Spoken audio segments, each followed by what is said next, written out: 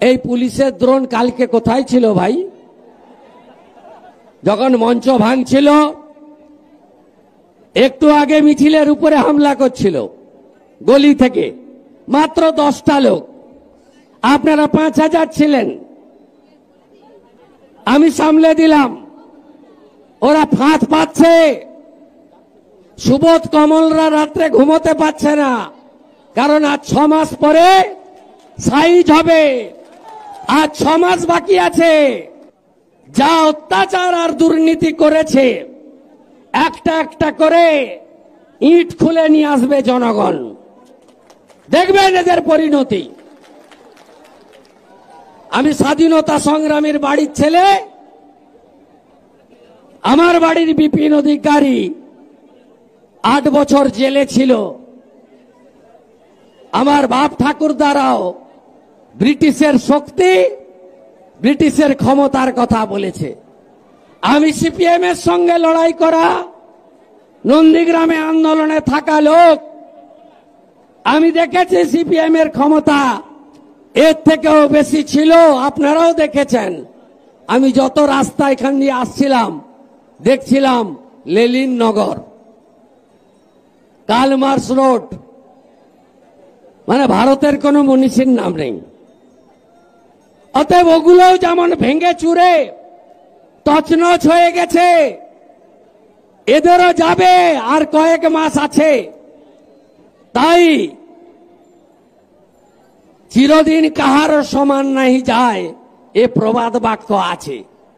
পৃথিবীটা গোল, সব হিসাব নিকাশ হয়ে যায়, এ প্রবাদ বাক্য সত্য বলে প্রমাণিত।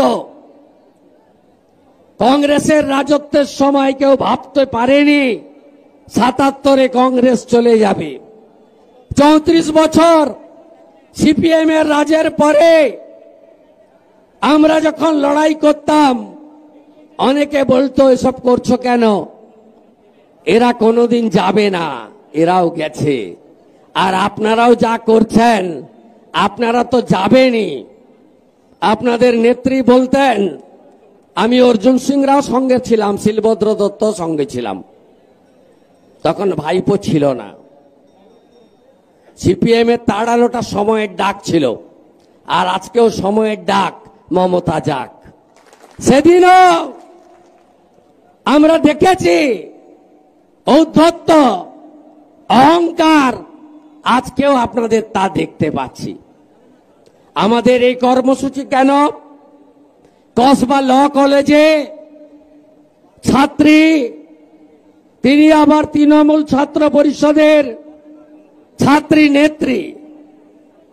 এখানে একজন আছে নৈহাটিতে, সে এআই করে আমার অনেক তির্যক ছবি পোস্ট করে ভাইপোর কাছে নাম্বার বাড়ানোর জন্য।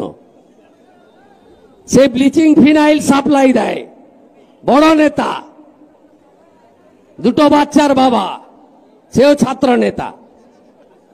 এই লোকগুলো আজকে তার ছাত্রী নেত্রীকে ধর্ষিতা করে কে? তৃণমূল ছাত্র নেতা মনোজিৎ মিশ্র, জুয়েব খানরা।